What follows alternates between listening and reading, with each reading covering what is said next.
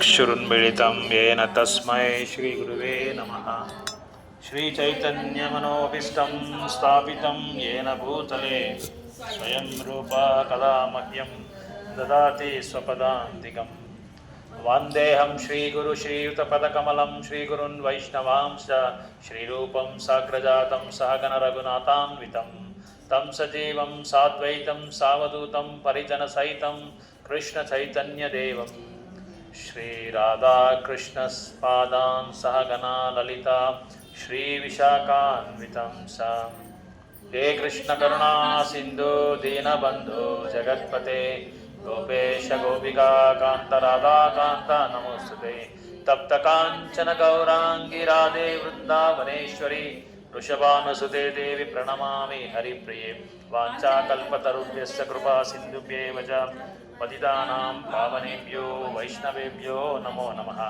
जय श्री कृष्ण चैतन्य प्रभु नित्यानंद श्री अद्वैत गदाधर श्रीवासादि गौर भक्तवृंद। हरे कृष्णा कृष्ण कृष्ण हरे हरे हरे राम राम राम हरे हरे।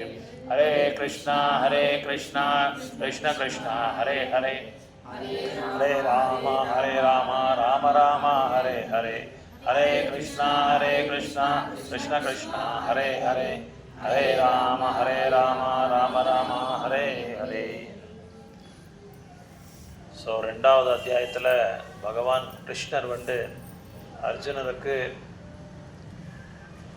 ஆன்மா சாஸ்வதமானது, நிரந்தரமானது, ஆத்மாவுக்கு அழிவில்லை, உடல் அழிஞ்சாலும் ஆத்மாவுக்கு எந்த காரணத்தை கொண்டும் எதுலேயும் அழிக்க முடியாதுன்றது ரொம்ப ஸ்ட்ராங்காக அர்ஜுனரை புரிய வைக்கிற மாதிரி சொல்லிட்டு இருக்காரு, உபதேசம் பண்ணியிருக்காரு. இந்த ரெண்டாவது அத்தியாயத்தை நம்ம நல்லா புரிஞ்சுக்கிட்டு, நம்மளுக்கு தெரியுது ஆத்மா சாஸ்வதமானதுன்னு சொல்லி தெரியும், உடல் அழிக்க போகிறதுன்றது நம்மளுக்கு எல்லாருமே தெரியும். அது இந்த இயக்கத்துக்கு வந்த பிறகு தான் நம்மளுக்கும் தெரியுது. நிறைய பேருக்கு ஆத்மாவை பற்றி ஆத்மா அப்படின்னு ஒன்று இருக்கான்றதுன்றது நிறைய பேருக்கு தெரியாது.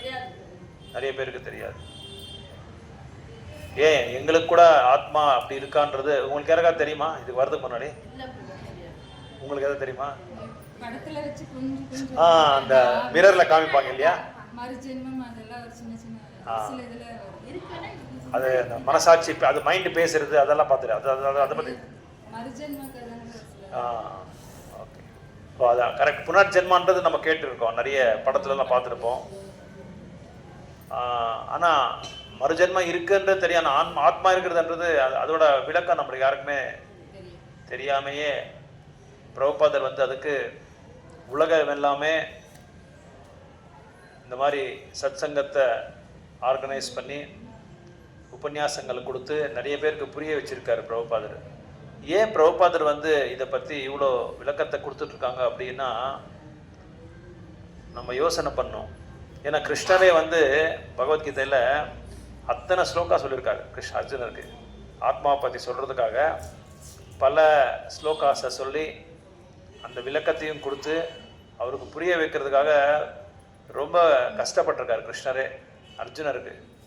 அப்போது என்ன நம்ம புரிஞ்சுக்கணும் அப்படின்னா, கிருஷ்ணர் இவருக்கு அர்ஜுனருக்கே எதுக்காக அவளை கஷ்டப்பட்டு சொல்லி கொடுத்துருக்கா, உபதேசம் பண்ணார் அப்படின்னா, நம்ம எல்லாமே புரிஞ்சுக்கிட்டோம் அப்படின்னு தான்.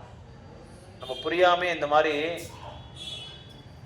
நம்மளோட பௌத்திக வாழ்க்கையில் ரொம்ப கஷ்டப்பட்டுட்டே இருக்கிறோம். இப்போ பாருங்கள், உலகத்தில் எல்லா இடத்துலையும் போர் நடக்குது. அப்புறம் உலகத்திற்கும் வேண்டாம், நம்ம சமுதாயத்தில், நம்ம வீட்டில் எல்லா இடத்துலையும் நம்மளுக்கு போர் நடக்குது. எல்லா இடத்துலையும் சண்டை சச்சரவு, ஒருத்தருக்கு மிஸ் அண்டர்ஸ்டாண்டிங் கிடையாது. ஒரு சமுதாயத்தில் தமிழ்காரங்க தான் ஒருத்தர் கடை வச்சுருக்க அண்ணன் தம்பிங்க இருக்காங்க. அண்ணன் தம்பிங்க பிஸ்னஸ் பண்ணிகிட்ருக்காங்க. பிஸ்னஸ் பண்ணிட்டு இருக்கும்போது ரெண்டு பேருக்குள்ளே கொஞ்சம் ப்ராஃபிட் ஷேரிங்கில் கொஞ்சம் ப்ராப்ளம் வந்தது. லாபம் நான் நிறைய கஷ்டப்படுறேன், நீ சும்மா உட்காந்து தான் வேலை பார்க்குற, நான் அங்கங்கே அலைஞ்சி எல்லாரையும் கஸ்டமரெல்லாம் பிடிச்சி ரொம்ப கஷ்டப்பட்டு நான் வேலை பண்ணிகிட்ருக்கேன், உனக்கு என்னத்துக்கு அவ்வளோ ஷேரு, நீ கம்மியாக வாங்கிக்கோ அப்படின்னு சொல்லி அண்ணா தம்பிக்கு சொன்னால், தம்பி இல்லை நான் இங்கே இருக்கிறதுனால தான் உனக்கு வியாபாரமே நடக்குது,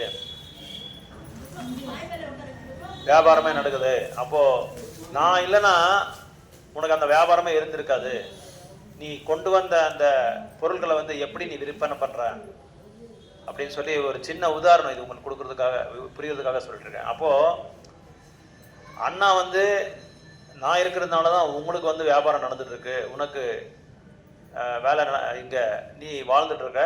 தம்பி வந்து என்ன சொல்கிறான், நான் விற்பனை பண்ணுறதுனால தான் உனக்கு வந்து வியாபாரம் நடந்துட்டுருக்கு, உனக்கு வந்து நீ வாழ்கிற அப்படின்னு சொல்லி 2 பேரும் சண்டை போட்டுட்ருக்காங்க. அப்போது சண்டை வந்து ரொம்ப என்ன ஆச்சு, ஒரு உயர்ந்தமான ஒரு நிலைக்கு போயிடுச்சு. அப்போ அண்ணா சொல்கிறாரு, நான் இனிமேல் பொருளை கொண்டு வராமல் இருப்பேன், நீ என்ன பண்ணுறிய பார்க்கலாம் அப்படின்னு சொல்லி இது பண்ணுறாரு. தம்பி என்ன சொல்கிறாரு, சரி ஓகே நீ கொண்டு வரலாம், நான் விற்பனை பண்ண முடியாது நான் அவ்வளோதான் சொல்லி 2 பேருமே சண்டை போட்டு ஒரு வாரம் பிஸ்னஸ் பண்ணாமல் ஸ்டாப் பண்ணிட்டாங்க. பிஸ்னஸ் பண்ணாமல் ஸ்டாப் ஆகிடுச்சுன்னா வீட்டில் செலவுகள் அதிகமாகிடுச்சு. காலேஜ் ஃபீஸ் கட்டணும், ஸ்கூல் ஃபீஸ் கட்டணும், மளிகை பொருள்கள் வேணும், சமையல் பண்ணுறதுக்கு காய்கறி வேணும், வீட்டு வாடகை கட்டணும், கடை வாடகை கட்டணும், எல்லாம் வந்து நின்றுட்டாங்க. வீட்டுக்கிட்ட வந்து நின்றுட்டாங்க. 2 பேர்கிட்ட போட்டு சண்டை போடுறாங்க வந்தவங்களாம். அப்போ தான் இவங்க 2 பேரும் வந்து யோசனை பண்ணுறாங்க, நம்ம 2 பேரும் அந்யோன்யமாக செயல்பட்டால் தான் இதுக்கு எல்லாமே ஒரு தீர்வு அப்படின்னு சொல்லி அப்போ தான் புரிஞ்சுக்கிறாங்க.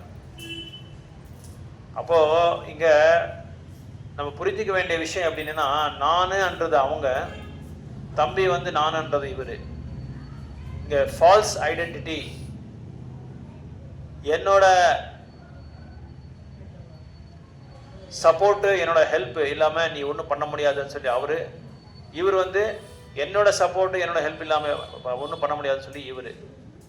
அதனால் நான் தான் என்னோட திறமை தான் அப்படின்னு சொல்லி இவர், நான் எல்லாம் படிச்சிருக்கேன் அதனால தான் என்னால் விற்பனை பண்ண முடியுதுன்னு சொல்லி அவர், இல்லை நான் ரொம்ப அறிவாளி அதனால தான் நான் நல்ல பார்கெனிங் பவர் என்கிட்ட இருக்குது, அதனால தான் நான் பொருளை வந்து எப்படி கொண்டு தரேன், பொருள் தரத்தை பார்க்குறதுக்கு நான் வந்து ரொம்ப வில்லன் அது இதுன்னு சொல்லி இவங்க 2 பேரும் சண்டை போட்டதுனால என்னாச்சுன்னா கடைசியில் 2 பேருக்குமே லாஸு. அதே மாதிரி தான் ஒரு சமுதாயத்துலேயும் ஒரு நாட்டிலையும் ஒரு உலகத்தில் கூட என்னோட பொருள் தான் நிறைய விற்பனை ஆகணும்னு சொல்லி ஒரு தேசத்துக்காரன் இன்னொரு தேசத்துக்காரன் என்னோட பொருள் தான் விற்பனை ஆகணும்னு சொல்லி அவன் இப்படி 2 பேர் எல்லாருமே சண்டை போட்டுக்கிட்டே கடைசியில் என்ன பண்ணுறாங்க, சாமானிய மக்கள் வாழ்கிறாங்க பாருங்க, அவங்களுக்கு வந்து ஒரு சரியான பாதிப்பு வந்து கொடுத்துட்றாங்க. இப்போ போர் நடக்குது பாருங்க, ரஷ்யா யுக்ரைன் போர் நடக்குது, அப்புறம் அமெரிக்கா ஈரானுக்கு வந்து போர் நடக்குது. அமெரிக்காக்காரன் என்ன நினைக்கிறான்னா இன்னைக்கு ஒரு வீடியோ நான் அனுப்பிச்சிருக்கேன் பாருங்கள் உங்களுக்கு குரூப்பில், எல்லாரையும் ஏன் கண்ட்ரோலில் இருக்கணும்னு சொல்லி பார்க்குறான். உலகமே வந்து என்னோட கண்ட்ரோலில் இருக்கணும். ஏன்னா உலகத்தில் 5 நாடு வந்து ரொம்ப பவர்ஃபுல் நேஷன்ஸ். அந்த 5 நாட்டில் தான் இந்த நியூக்ளியர் வெப்பன்ஸ் வந்து அதிகமாக வந்து அவங்க வந்து அந்த இதுக்கு கொள்முதல் பண்ணுறாங்க, தயாரிக்கிறாங்க. அதனால் அவன் என்ன நினைக்கிறான் அப்படின்னா, நான் சொல்கிற மாதிரி தான் நீங்களாம் கேட்கணும், என்னோட பொருள் தான் எல்லாம் விற்கணும், மற்றவங்ககிட்ட நீங்கள் வாங்கக்கூடாது அப்படின்னு சொல்லி அவன் என்ன செய்கிறான், நான் தான் அதிபதி, நான் தான் முதலாளி, உலகத்துக்கே நான் தான் ராஜா, நான் தான் சாம்ராட், அதிபதி நான் தான், எல்லாத்துக்குமே நான் தான் ஓனர், நான் சொல்கிற மாதிரி தான் நீங்கள் எல்லாருமே கேட்கணும்னு சொல்லி சின்ன சின்ன நாட்டுகள்லாம் போயிட்டு அவன் என்ன பண்ணுறான், கான்கெஸ்ட் வர ஹரிபால் சும்மா இருமா, சின்ன சின்ன நாட்டுகள்லாம் போய் அவங்கக்கிட்ட கொஞ்சம் வம்புக்கு இழுத்துட்டு அங்கே போய் அவனோட படையை வந்து இறக்குறான். இங்கே அவன் பண்ணுறது என்ன தப்பு அப்படின்னா, நானுன்ற தப்பான ஒரு அடையாளம். அந்த நானுன்ற தப்பான அடையாளம் எதுக்காக அது வருது அப்படின்னா, எதுக்காக அவனுக்கு இப்படி தோணுது, ஏன் இந்த மாதிரி ஒரு மனோபாவம் அவனுக்கு வருது, ஏன் இந்த மாதிரி ஒரு உணர்வு அவனுக்கு வருது, நான் தான் உலகத்துக்கே ராஜா, உலகத்துக்கே அதிபதி, நான் சொல்கிற மாதிரி தான் நீங்கள் எல்லாருமே கேட்கணும் அப்படின்னு சொல்லி ஏன் அந்த மாதிரி அவனுக்கு மனோபாவம் வருது, ஏன் அந்த மாதிரி உணர்வு அவனுக்கு வருது, என்ன காரணம் இதுக்கு? யோசனை பண்ணி சொல்லுங்க பார்க்கலாம். எல்லாமே என்னோட கண்ட்ரோல்ல இருக்கணும், நான் சொல்ற மாதிரி செய்யணும், நான் என்னோடது, நான் தான் பாஸ், பொருள்லாம் விற்கணும். ஓகே, அதான் கரெக்ட். ஏன் அந்த மாதிரி வருது? ஏன் அந்த மாதிரி ஒரு புத்தி அவனுக்கு வருது? ஏன் நல்ல புத்தி வர மாட்டேங்குது? எப்படி வந்து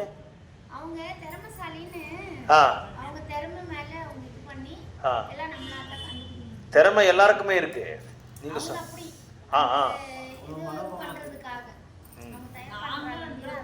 நீங்க இருங்க ஒருத்தரா சொல்லுங்க மாதிரி. சொல்லுங்க. நான் திறமைசாலின்னு சொல்லி அவன் காமிச்சுக்கிறான். அதான் ஏன் காமிக்கிறான்? எதுக்காக காமிக்கிறான்? அது ரீசன் என்ன? நான் திறமைசாலின்னு சொல்லி நான் அவன் காமிக்கிறான். பிரபு வந்து இருக்கு இப்ப எல்லாருக்கிட்டையும் இருக்கு அந்த மாதிரி. அவன் எல்லாருக்கிட்டையும் எல்லா நாட்டிலும் இருக்கு, கட்டமைப்பு இருக்கு, நிறைய பெரிய பெரிய படைகள் இருக்கு, பெரிய பெரிய வெப்பன்ஸ் எல்லாமே அவங்ககிட்ட இருக்கு. ஏன் அந்த புத்தி வருதுன்னு கேட்கிறேன் நான். எதுக்காக அந்த புத்தி வருது? இப்போ ஒரு வீட்டுல நான் இருக்கிறேன், எனக்கு பெரியவங்க இருக்காங்க, சின்னவங்க இருக்காங்க, அப்பா அம்மா தாத்தா எல்லாம் இருக்காங்க. நான் என்ன சொல்றேன்னா, அண்ணா அது ஏன் வருது? அது நான் தான்றது ஏன் அந்த வருது? அதான் கேட்கிறேன் நான். நான் சொல்ற மாதிரி நீங்களாம் கேட்கணும்னு சொல்லி நான் வீட்டுல அதிகாரத்தை வந்து செலாய்ப்பேன். என்னோட கட்டமைப்புல தான் நீங்க எல்லாருமே இருக்கணும், என்னோட வசத்துல தான் நீங்க இருக்கணும். எனக்கு ஏன் அந்த மாதிரி புத்தி வருது? அவங்க சௌகரியத்துக்காகவும் அதே சமயம் அவங்க வேற நான் வேறங்கிற அந்த பிரிவு, எல்லாம் ஒரே ஆத்மா, ஒரே ஒரே ஒரு ஒற்றுமையா இது அந்த எண்ணம் வராதனால தான். ஓகே ஓகே, ஒற்றுமையா இருக்கணும், வாழணும்ன்ற ஒரு ஆத்மா, எல்லாருமே ஒரே மாதிரிங்கிற ஒரு அந்த இது, எல்லாருமே சமானமா நம்ம வந்து இது பண்ணிக்கலாம் அப்படி. வரல. அதான் கேக்குறேன், ஏன் அவனுக்கு அந்த புத்தி வரலன்னு தான் கேக்குறேன்.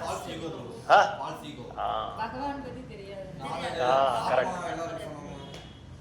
எல்லாம் நீங்க சொன்னது எல்லாமே ரொம்ப நெருக்கமா ஆன்சர் வந்துடுச்சு. கரெக்ட் தான். ஆனா இங்க என்ன ப்ராப்ளம்னா, நான் உடல்ன்றது இதுலயே இருக்கான், ஃபால்ஸ் ஐடென்டிட்டி.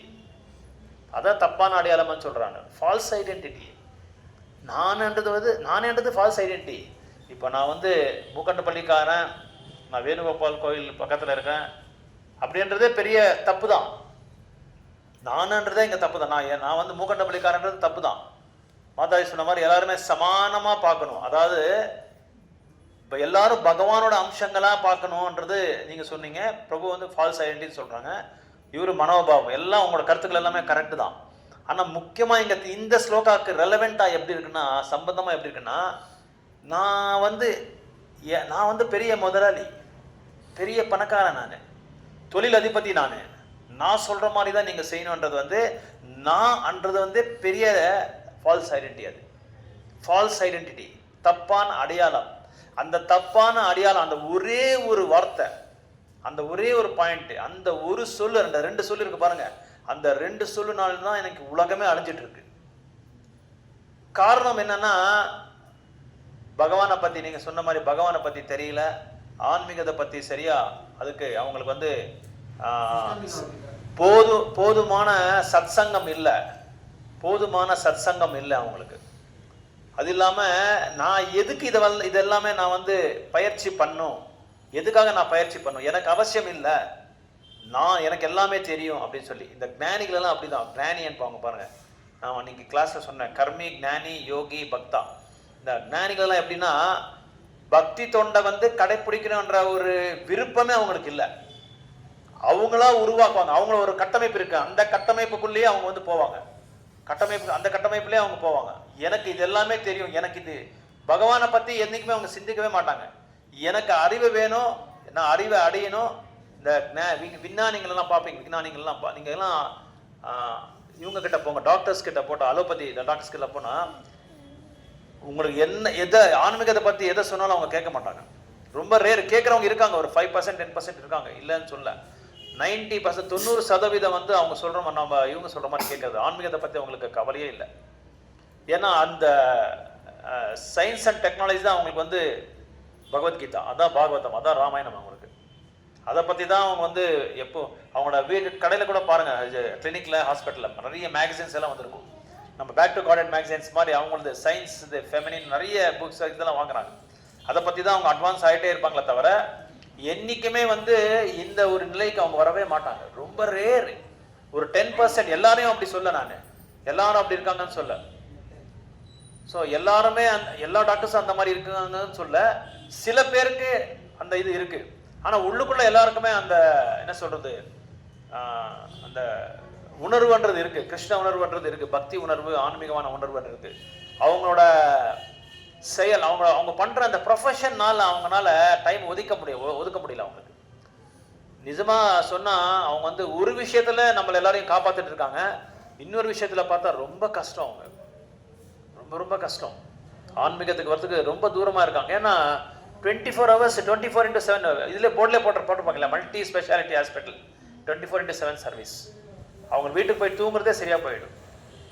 கரெக்டாக டைம் கூட கிடைக்காது சாப்பிட்றதுக்கு. நான் ஒரு டாக்டர் கிட்ட பேசினேன், எங்கே சார் நான் பேஷண்ட்ஸ் கரெக்டாக அப்பாயின்மெண்ட் வாங்கிடுறாங்க, வரதே இல்லை. சில பேர் சொல்லவும் மாட்டாங்க, 4 மணி அவசர சாப்பாடு போகிறதுக்குன்றாங்க. பெரிய டாக்டர். இந்த மாதிரி அவங்களோட நிலைமை வந்து ரொம்ப. ஆனால் ஒரு விஷயத்தில் பார்த்தா நம்மளை வந்து நிறைய விஷயத்தில் நம்மளை வந்து காப்பாற்றிட்டு இருக்காங்க. அவங்கெல்லாம் சில நேரத்தில் ஒன்றுமே பண்ண முடியாது. ஆக்சிடென்ட் கேஸு, எமர்ஜென்சி கேஸு, நம்மளுக்கு முடியாத கேஸு. அதே மாதிரி சிப்பாயிங்க, பார்டரில் இருக்கிற எல்லா சிப்பாயிங்க. இப்போ நம்ம அமைதியாக உட்காந்து நம்ம வந்து கேட்டுட்டு இருக்கோம் பகவத்கீதை அப்படின்னு சொன்னால் அவங்களும் ஒரு காரணம். பகவான் வந்து அவங்க அங்கே நிமைச்சு வச்சுருக்காங்க, அவங்க ரெடி பண்ணி வச்சு பாதுகாப்பாக கொடுத்துருக்காங்க. அவங்களோட நிலைமை இன்னும் ரொம்ப ரொம்ப 24 hours எந்நேரமும் நாட்டுக்காக. முக்கியமாக நம்ம பாரத தேசத்தில், மற்ற நாட்டில் விட்டுருங்க, நம்ம பாரத நாட்டில் இருக்கிற சிப்பாயிங்க வந்து really hats off to them. நம்ம இன்னைக்கு நல்ல ஆன்மீகம் வந்து பயிற்சி பண்ணிட்டு இருக்கோம். இது என்ன சொல்றது, சத்சங்கத்தை வந்து நிறைய ஆர்கனைஸ் பண்ணிட்டு இருக்கோம். நாடெல்லாம் ஹரிநாமத்தோட நிறைஞ்சிருக்கு அப்படின்னா காரணம் அவங்களோட பாதுகாப்பு தான். அவங்களோட பகவானோட இதுல தான் இருக்காங்க. அவங்க பகவானோட அந்த அந்த அறிவு அவங்களுக்கு கொடுத்துருக்காங்க பகவான் அவங்களுக்கு. அதனாலதான் நம்ம வந்து இன்னைக்கு சந்தோஷமா இருக்கிறோம். அதனால ஒருத்தர் கேட்டாரு, ஒரு தாய் வந்து ஒருத்தரை கேட்டார் கோயிலில் வந்து, ஒரு பையன் வந்து பிரம்மச்சாரி ஆயிட்டாரு, ஏப்பா எனக்கு இருக்கிறது ஒரு பையன், அந்த பையனையும் வந்து நீங்கள் வந்து பிரம்மச்சாரி ஆக்கிட்டீங்க, எனக்குன்றது யார் பாதுகாப்பு இருக்குது அப்படின்னு சொல்லி கேட்டாங்க. அப்போ அவர் என்ன சொல்கிறாரு அப்படின்னா, அந்த ஒரு குருஜி ஒருத்தர் சொல்கிறார் அவருக்கு, ஆமாம் உங்களுக்கு உங்களுக்கு ஆட்சேபனை இல்லைன்னா நீங்கள் தயவுசெய்து அழிச்சின்னு போங்க, நாங்கள் அந்த மாதிரியெல்லாம் எதுவும் கட்டாயப்படுத்தி அவங்கள வந்து இங்கே வந்து நாங்கள் அழிச்சின்னு வரல. அவங்களா வந்தால் தான் நாங்கள் வந்து கூட்டிக்கிறோமே தவிர, அவங்களா வந்தால் நாங்கள் வந்து அவங்களுக்கு அனுமதி கொடுக்குறோமே தவிர யாரையும் வந்து நாங்கள் கட்டாயப்படுத்துறதில்ல. அப்போ அந்த பையனை கேட்டார், உன்னோட விருப்பம் என்னப்பான்னு சொல்லி கேட்டாங்க. அவர் நல்லா பிரபுபாத் புஸ்தகம்லாம் படிச்சுட்டு நல்லா புரிஞ்சுக்கிட்டு என்ன பண்ணார், ஒரு சிப்பாயி தன்னோட நாட்டுக்காக உயிரே கொடுத்து அப்பா அம்மாவையெல்லாம் இறந்து அப்பா அம்மா விட்டு அவரோட வாழ்க்கையை வந்து அங்கே அங்கிதம் பண்ணார் நாட்டுக்காக. அதே மாதிரி தான் நானும் இங்கே என்ன பண்ணுறேன்னா, கட்டுண்ட ஆத்மாக்கள் இந்த நாட்டில் வந்து பல பேர் இருக்காங்க, பல சதவீதம் இருக்காங்க. அவங்கள வந்து காப்பாற்றுறதுக்காக தான் நான் இந்த இவ்வளோ இயக்கத்தை நான் வந்து எடுத்திருக்கேன். இந்த இயக்கத்தில் வந்து நான் வந்து இந்த வாய்ப்பு ஒன்று வந்தது எனக்கு, அதனால இந்த இயக்கத்தில் நான் இருக்கிறேன், நான் இங்கே வந்து சேவை செஞ்சுட்டு இருக்கேன் அப்படின்னு சொல்லி சொல்கிறாங்க. ஸோ அதனால தம்பி,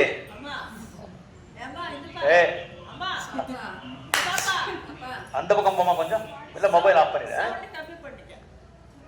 ஸோ அப்படி அவர் பதில் கொடுக்குறாரு அவருக்கு, அம்மாவுக்கு. அப்போ அம்மா பார்க்குறாரு, இல்லைப்பா நீ என்கிட்ட நீ வந்துடு, என்னால் இருக்க முடியாது அப்படின்னு சொல்கிறாரு. சரிம்மா ரைட்டு, உனக்கு நான் கண்டிப்பாக என்னோட ப்ரெசன்ஸ் வேணும் அப்படின்னு சொல்லி சொன்னால் நான் கண்டிப்பாக வந்துடுறேன்னு சொல்லி அவர் போயிட்டார், வீட்டுக்கு போயிட்டார். வீட்டுக்கு போன பிறகு அம்மா ரொம்ப நாள் பார்த்தாங்க. வீட்டில் கூட அவர் என்ன பண்ணாரு, கோயில் என்ன பண்ணுறாரோ அதே பண்ணிட்டு இருக்காரு. ஏன்னா அந்த என்ன சொல்றது, அந்த பிரபுபாதோட அந்த பர்போர்ட்ஸ் எல்லாம் படிச்சுட்டு புரிஞ்சுக்கிட்டு நல்லா அத்துப்படி ஆயிடுச்சு அவருக்கு. என்னதான் வந்து அவங்க அம்மா சொன்னோட வேலைகள் எல்லாம் செய்யறாங்க, ஆனா மனசோட ஒரு என்ன சொல்றது உணர்வோட அங்க செய்யல. எல்லாமே அவரோட இதெல்லாமே அவங்க கிட்ட தான் இருக்கு, பகவானோட இதுல தான் இருக்கு, அவரோட சிந்தனையில தான் இருக்கு. அந்த சிந்தனையில ஏன் அப்படி இருக்குன்னா, நல்லா புரிஞ்சுக்கிட்டாரு.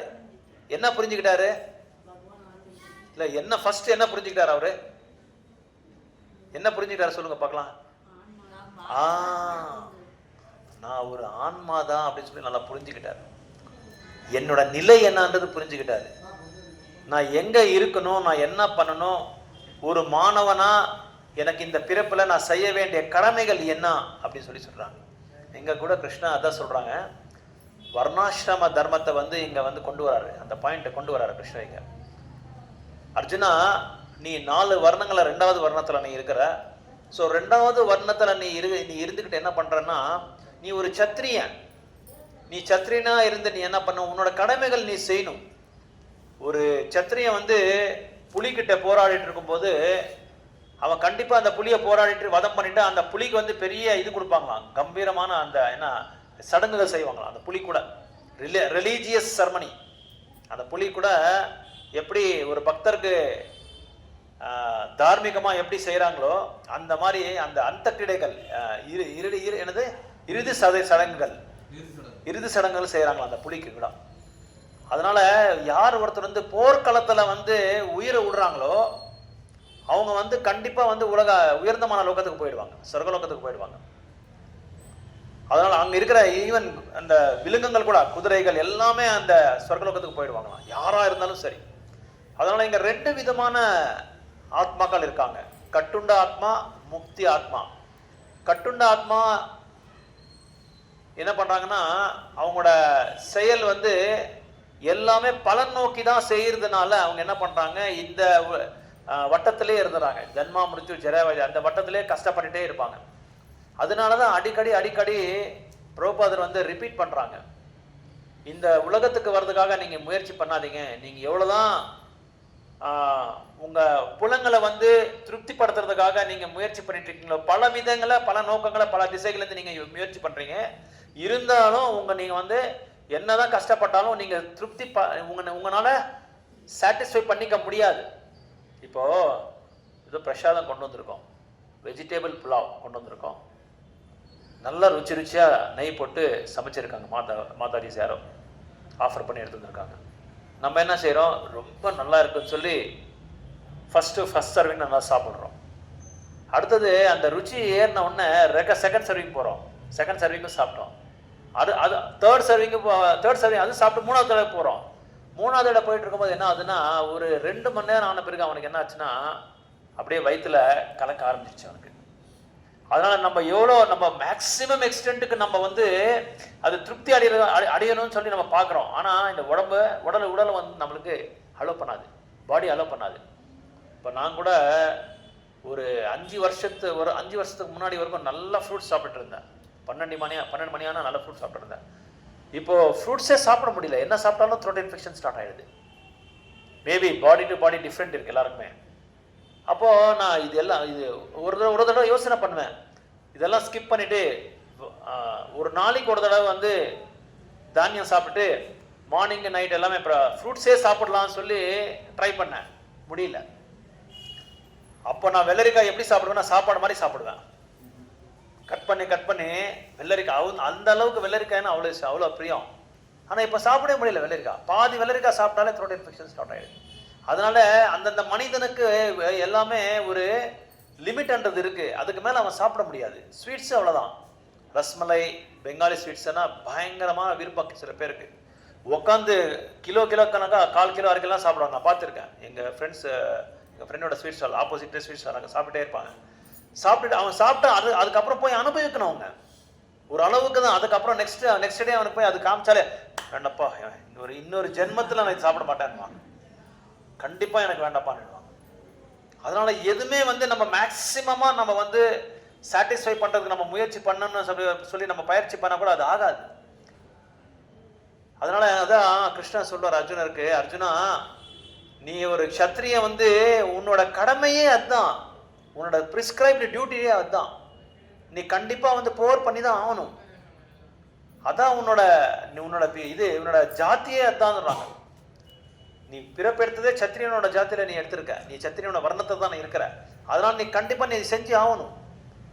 ஒருவேளை நீ செய்யலைன்னா கூட மக்கள் என்ன நினைப்பாங்க அப்படின்னா, ஒரு கையில ஆகாத ஒரு நபரு, நீ உன்னால எதுவுமே முடியாது அப்படின்னு சொல்லி உனக்கு ஒரு அபகீர்த்தி வந்துடும் உனக்கு. இப்போ இருக்கிற கீர்த்தி உனக்கு என்ன கீர்த்தி? பெரிய வீரன், மகா வீரன், நீ பெரிய பலசாலி, நீ உன்ன மாதிரி பலசாலி யாருமே உன்னை ஒப்பிடிக்கவே முடியாது, அந்த அளவுக்கு உங்களோட பலம் இருக்கு.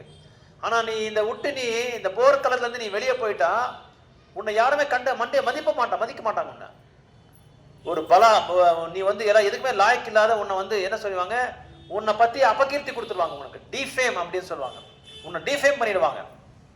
அதனால நீ நான் சொல்ற மாதிரி நீ செய், கேப்ரிசிஷியலி யூ டூ வாட் ஐ சே அப்படின்னு சொல்றான் கிருஷ்ணா. நான் சொல்ற மாதிரி நீ செய் அப்படின்றார். அப்படி செய்யறதுனால உனக்கு தோல்வி இருந்தாலும் பரவாயில்ல, வெற்றி இருந்தாலும் பரவாயில்ல, உனக்கு வெற்றி தான் அப்படின்னு சொல்றாங்க. நீ தோத்தா கூட எங்க போற, நீ ஹையர் பிளான்ஸ் போடுற. வெற்றியான என்ன ஆகும் உனக்கு? சிம்மாசனத்துல பதவி வந்துடும். அதனால உனக்கு எந்த விதத்திலும் உனக்கு வந்து ஃபெயிலியரே கிடையாது, உனக்கு லாஸே கிடையாது, நஷ்டமே கிடையாது. அதனால நீ போர் பண்ணு அப்படின்னு சொல்லி சொல்றாங்க. நம்மளுக்கு கூட இதுக்கு நம்ம இது பொதுமக்களுக்கு இது நம்ம வந்து சொல்றது பார்த்தா எப்படி இருக்குன்னா, எப்படி நம்ம வந்து புரிஞ்சுக்கிறோம் அப்படின்னா, இந்த பௌத்திக உலகத்துல உனக்கு வந்து பிறப்பு கொடுத்துருக்கேன். இந்த பிறப்பு கொடுத்ததே எதுக்கு அப்படின்னா, எனக்கு நீ தர்மத்தை செய்யறதுக்காக தான் நான் கொடுத்துருக்கேன். எனக்கு நீ தர்மத்தை செய்யறதுக்காக கொடுத்துருக்கேன். அதனால நீ எந்த ஒரு வர்ணத்துல இருக்கிறியோ, எந்த ஆசிரமத்துல இருக்கிறியோ, எந்த வர்ணத்துல இருக்கிறியோ, எந்த நிலையில இருக்கிறியோ, அந்த வர்ணத்திலே நீ இரு, அந்த நிலையில இரு. ஆனா நீ என்ன செய்யற, அந்த செயல்படுத்தும் போது என்ன நினைச்சுக்கிட்டே நீ பண்ணு, என்ன நினைச்சுக்கிட்டே பண்ணு. ஸ்தானே ஸ்திதி, எந்த நிலையில இருக்கிறியோ அந்த பொசிஷன்ல இரு, அந்த ஸ்டாண்ட்ல இரு. அங்க இருந்துட்டு நீ என்ன பண்ற, எனக்கு என்னென்ன செலுத்தணுமோ அந்த தர்மத்தை நீ செலுத்திட்டே இரு அப்படின்னு சொல்லி சொல்றாங்க. ஸ்ரீல பக்தி சித்தாந்த சரஸ்வதி கோஸ்வாமி உங்களுக்கு எல்லாருக்குமே தெரியுமோ, ஸ்ரீல பிரபுபாதரோட ஆன்மீக குரு. நேற்று அவரோட தோன்ற நாள். அவரு சின்ன வயசுலேயே வந்து பகவத்கீதா 700 ஸ்லோகா வந்து படிச்சு பண்ணி பைஹார்ட் பண்ணி அது புரிஞ்சுக்கிட்டாரு. அது புரிஞ்சுக்கிட்டு 700 ஸ்லோகா பார்க்காமே சொல்றாரு. அது மட்டும் இல்லாம ஒரு ஸ்லோகாவும் விளக்கத்தை கொடுக்குறாரு. 365 நாள் ஒரு ஸ்லோகா. நம்ம ஒரு ஸ்லோகாவே பார்த்து பார்த்து படிச்சு படிச்சு படிச்சு நம்மளால விளக்கத்தை கொடுக்க முடியாது. அவர் ஒரு ஸ்லோகாவே 365 நாள். அவருக்கு பேரே சிம்மகுரு அப்படின்னு சொல்லி பேரே சிம்மகுரு. அவருக்கு பாகவதம் தெரியும், பகவத்கீதை சின்ன வயசுலேயே தெரியும் அவருக்கு. அவங்க அப்பா என்ன பண்றாங்க அப்படின்னா, சின்ன வயசுலேயே அவர் வந்து அழைச்சிட்டு போறாரு. எங்க போனாலும் எங்க உபன்யாசம் கொடுத்தாலும் அவர் வந்து உட்கார அங்க நிக்க வச்சு கேட்க சொல்றாங்க. எல்லாம் கேட்கணும், ஒரு விஷயம் கூட நீ மறக்கக்கூடாது, என்னோட கவனம் இல்லாம இங்கதான் இருக்கணும் அப்படின்னு சொல்லி அவங்க அப்பா எங்க உபன்யாசத்துக்கெல்லாம் போனவங்களும் அங்க எல்லாமே கேட்டுட்டே இருக்காங்க. கேட்க கேட்க எல்லாம் புரிஞ்சுக்கிட்டார் அவர். பள்ளிக்கூடத்துல போய் யாராவது டீச்சர் ஏதாவது சொன்னா அவர் சொல்றதுக்கு முன்னாடி இவர் சொல்லிடுறாரு அதுக்கு விளக்கத்தை. அவர் சொல்றதுக்கு முன்னாடி ஒரு விளக்கத்தை கொடுத்துடுவாரு. ஸோ அதனால பக்தி சித்தாந்த சுவாமி பகவத்கீதா வந்து அவரோட சீடர்கள் எல்லாருக்குமே உபன்யாசம் பண்ணாங்க. நீங்க எல்லாமே இது வந்து வெளிநாட்டில் போய் பரப்பணும், இங்க மட்டும் இல்லை வெளிநாட்டில் பரப்பணும் அப்படின்னு சொல்லி. போன் மகாராஜ் அப்படின்னு சொல்லி ஒருத்தர் மகாராஜ் இருக்காரு, பிரபுபாதரோட காட் பிரதர் அப்படின்னு நினைக்கிறேன். அவருக்கு அவர் என்ன பண்ணாரு, லண்டன்ல போய் ப்ரீச் பண்ணாரு எலிசபெத் குவீனுக்கு. அப்புறம் ஹிட்லர் தெரியுமா உங்களுக்கு, ஜெர்மனி ஹிட்லர், அவருக்கெல்லாம் போய் சொல்லியிருக்காரு. ஏன்னா பக்தி சித்தாந்த சரஸ்வதி கோஸ்வாமியோட சங்கல்பமே அதுதான். இந்த ஹரிநாமத்தை வந்து இந்த ஆத்மாவை பரமாத்மா பத்தி பகவத்கீதை பத்தி நீங்க உலகம் எல்லாமே பரப்பணும், உலகம் எல்லாமே. அதனாலதான் பிரபுபாதர் வந்து ஒரு லெக்சர்லயும் ஆத்மாவை பத்தி உடலை பத்தி சொல்லாம இருக்கவே மாட்டார். ஏன்னா இது ஒண்ணு புரியலன்னா நம்மளுக்கு எதுவுமே புரியாது. பகவத்கீதையே நம்ம புரியும். இப்போ நான் கூட 23 ஸ்லோகா இருக்கா 2வது அத்தியாயத்துல, அப்படியே சொல்லிட்டு கிடக்க நம்ம போயிடலாம். ஏதோ ஒரு லைன் ஒன்று சொல்லிட்டு நம்ம போயிட்டே இருக்கலாம்.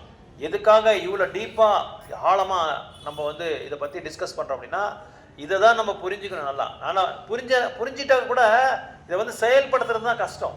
இதை செயல்படுத்தணும், செயல்படுறது தான் கஷ்டம். இப்போ பாருங்க, நம்ம பாரத தேசத்துலேயே பாருங்க, ஒரு ஸ்டேட்லேயும் பல ஜாதிங்க இருக்காங்க. ஒரு ஜாதி கிடையாது, பல ஜாதி. அந்த ஒரு ஜாதியிலே பல பிரிவுகள், எத்தனையோ பிரிவுகள்.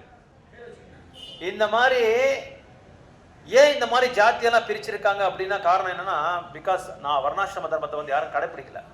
அந்த வர்ணாசிரம தர்மத்தை கடைப்பிடிச்சிருந்தா இவங்களுக்கு இந்த மாதிரி ஜாத்தியே வந்திருக்காது. அதனாலதான் இப்போ நடுவில் இருக்கிற அந்த அரசர்களுக்கு எல்லாமே பெரிய ப்ராப்ளம். நல்ல அரசர்கள்லாம் இந்த மாதிரி இங்கே அது வந்து ரூல் பண்ண ரொம்ப கஷ்டம். ஒரு பில்லை வந்து பாஸ் பண்ணோம்னா எல்லா ஸ்டேட்லேயும் வந்து அது வந்து பார்லிமெண்ட்டில் வந்து ரெண்டு ஹவுஸ்லேயும் வந்து அது பாஸ் ஆகும். அது பாஸ் ஆகிறதுக்கு என்ன பண்ணுறாங்க, அவங்களுக்கு சௌகரியமாக யாரும் கரெக்டாக இது கொடுக்க மாட்டாங்க, ஓட்டு கொடுக்க மாட்டாங்க. நல்லவருக்கு ஓட்ட கொடுக்க மாட்டாங்க. யார் வந்து சனாதன தர்மத்தை வந்து அழிக்கிறாங்களோ அவங்களுக்கு வந்து நிறைய கொடுக்குறாங்க, நிறைய சப்போர்ட் ஹெல்ப் பண்ணுறாங்க. அவங்களுக்கு இதை பற்றி தெரியவே தெரியாது. அவங்க தெரிஞ்சால் இதை பற்றி இந்த மாதிரி செய்ய மாட்டாங்க. அவங்க சில பேருக்கு தெரியும், சில பேருக்கு தெரியாது. சில பேர் தெரிஞ்சுக்கிட்டு என்ன பண்ணுறாங்க, அவங்களோட சுயநலத்துக்காக வந்து வாழ்ந்துட்டு இருக்காங்க. அந்த சுயநலன்றது தான் ரொம்ப பக்தி தொண்டில் வந்து பெரிய விஷயம். பக்தி தொண்டு பண்ணுறதே வந்து சுயநலம் இல்லாமல் பண்ணுறது தான் தூய்மையான பக்தி தொண்டு. அந்த சுயநலம் வந்துட்டால் நம்ம பக்தி தொண்டு பண்ணவே முடியாது. அதனால் பேசிக்கே வந்து நான் ஒரு ஆன்மா அப்படின்றது நம்ம புரியாமல் இருந்தால் இன்னைக்குல நம்ம என்றைக்குமே வந்து பகவான்கிட்ட போகவே முடியாது. பகவானை பற்றி தெரிஞ்சுக்கிறதுக்கு முன்னாடி நம்ம என்ன தெரிஞ்சுக்கணும், நான் யாருன்றது தான் முதல்ல தெரிஞ்சுக்கணும். நான் யாருன்றது தெரியாமல் இருந்தால் நம்ம பகவானை பற்றி தெரிஞ்சிக்கவே முடியாது. அதனால தான் 2வது அத்தியாயத்தை கொண்டு வந்துட்டார் கிருஷ்ணர். 2வது அத்தியாயத்தை நான் யாருன்றதை கொண்டு வந்துட்டார். அது நீ யாருன்றதை நீ புரிஞ்சுக்கணும். அப்படின்னா நீ அதான் கனகதாசர் கூட இதில் உடுப்பி நிறைய பேர் போயிருப்பீங்க நீங்கள். உடுப்பிக்கு கனக்கன கிட்டிக்கி அப்படின்னு சொல்லி ஒன்று இருக்குது. அந்த கிட்டிக்கில தான் எல்லாரும் பார்க்கணும் கிருஷ்ணரை. அவர் இந்த மாதிரி ஒரு சத்சங்கத்தில் உட்காந்துட்டு இருக்கும்போது அவர் குருநாதர் கேட்டார். என்ன கேட்டார்னா, யாரெல்லாம் வைகுண்டத்துக்கு போகிறாங்க அப்படின்னு சொல்லி கேட்டாங்க கனகதாசர் சும்மாவே இருந்தாங்க. இங்கே யாருமே போகிறது இல்லையா, யாரும் போகிறதில்ல. அப்போ குருநாதர் கேட்டார், நான் போக வேணாம் அப்படின்னு சொல்லி கேட்டார். நீங்கள் கூட போகிறதில்ல அப்படின்னு சொன்னார். எல்லாருக்கும் கோவம் வந்துருச்சு, சீடர்கள் எல்லாருமே கோவம் வந்துச்சு. என்னடா குருவே நீ அப்படி சொல்றியா அப்படின்னு. இல்லை நான் அப்படி சொல்ல, நானும் ஹோதரே போகும்போது அப்படின்னு சொன்னார். நானுன்ற அகம் போனால் கண்டிப்பாக நம்ம போகலாம். ஏன்னா நானுன்றது வந்து அங்கே தப்பான ஒரு அடையாளம்.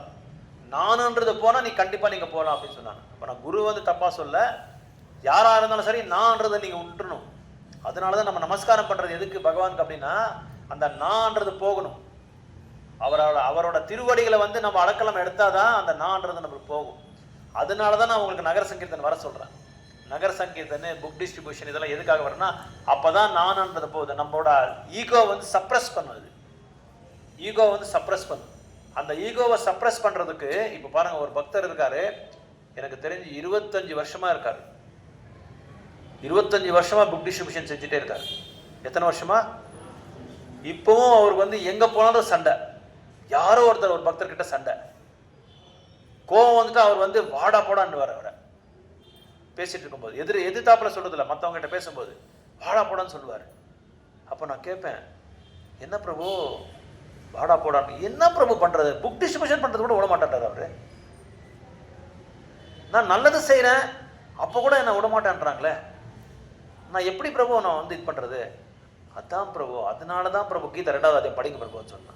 இன்னொரு தடவை படிங்க பிரபு, 2வது டெய்லி படிங்க பிரபுன்னு சொல்லி சொன்னேன். டெய்லி படிச்சு அதை செயல்படுத்துங்க.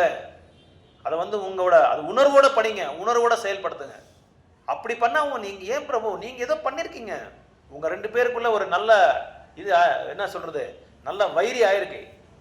2 பேர் நல்லா குருட்சேத்திரம் பண்ணிருக்கீங்க லாஸ்ட் பிறவில, அதனாலதான் அது ஆகுது. அதை பத்தி ஏன் கவலைப்படுறீங்க? இன்னும் நீங்க நல்லா சீரியஸ் ஆகுங்க. அப்ப நீங்க என்ன ஆகணும், உங்களுக்கு அந்த மாதிரி பிரச்சனை உங்களுக்கு கொடுத்துட்டு இருக்காங்க அப்படின்னா நீங்க நம்மளோட பியூரிட்டியை வந்து இன்க்ரீஸ் பண்ணணும்.